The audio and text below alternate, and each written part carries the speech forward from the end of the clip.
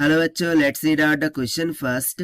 In the Young's double slit experiment with sodium light, the slits are 0.589 meter apart. The angular separation of the third maximum from the central maximum will be, while it is given कि light का जो wavelength है वो 589 millimetre के बराबर है. So चलिए start करते हैं हम यहाँ सोल्यूशन से. But before of it, let's talk about the key concept which we are going to use here for this question. So यहाँ पर हम concept क्या लगा सकते हैं? So देखिए यदि इस तरीके से दो slats होंगे, let's suppose कि इस तरीके से slat है और ये क्या हो गई हमारी स्क्रीन हो गई, राइट. अब यहाँ पर कोई भी तो सोर्स है, उससे लाइट पास हो रही है और यहाँ पर जाकर के हमारे को क्या मिल रहा है, मैक्सिमम मिल रहा है, ब्राइट फ्रिंज मिल रही है, सपोज कर लेते हैं, ठीक है. यहाँ पर ब्राइट फ्रिंज मिल रही है. अब बेसिकली इन दो स्लेट्स के बिटवीन का डिस्टेंस क्या होता है, स्मॉल डी. इतना तो आपको पता ही होगा, राइट. और यदि मैं यहाँ से परपेंडिकुलर डिस्टेंस खींच दूँ, सो ये जो एंगल हो जाता है ये थीटा के बराबर होता है. और ये इतनी जो लेंथ होती है उसको हम क्या बोल देते हैं, डी साइन ऑफ थीटा के बराबर, ठीक है. सो ये जो डी साइन ऑफ थीटा होता है ये किसके बराबर होता है, D sine of theta is equals to N lambda के, जहां पर n इस बात को रिप्रेजेंट कर रहा होगा कि कितना मैक्सिमा या मिनिमा अकर हो रहा है.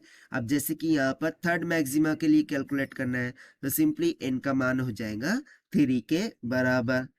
तो बस इसी सिंपल से फॉर्मूले का हमें यहाँ पर यूज करना है और थीटा की वैल्यू निकाल लेनी है. तो चलिए स्टार्ट करते हैं यहाँ से. तो यहाँ से मैं लिख सकता हूँ कि D sine theta is equals to 3 lambda, क्योंकि n का मान 3 है. सो यहाँ से मुझे कैलकुलेट करना है थीटा. सो लेट्स से कि sine of theta will be equals to 3 lambda divided by D.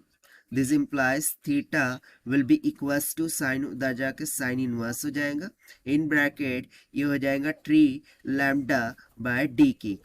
अब हम वैल्यूज को सब्स्टिट्यूट करते हैं. So theta will be equals to sine inverse of, in bracket 3 times of lambda. Lambda का मान हमें दे रखा है 589 मिलीमीटर, यानी कि 10⁻³ मीटर हो जाएगा, डिवाइडेड बाय डी. डी का मान हमें दे रखा था 0.589 मीटर के बराबर.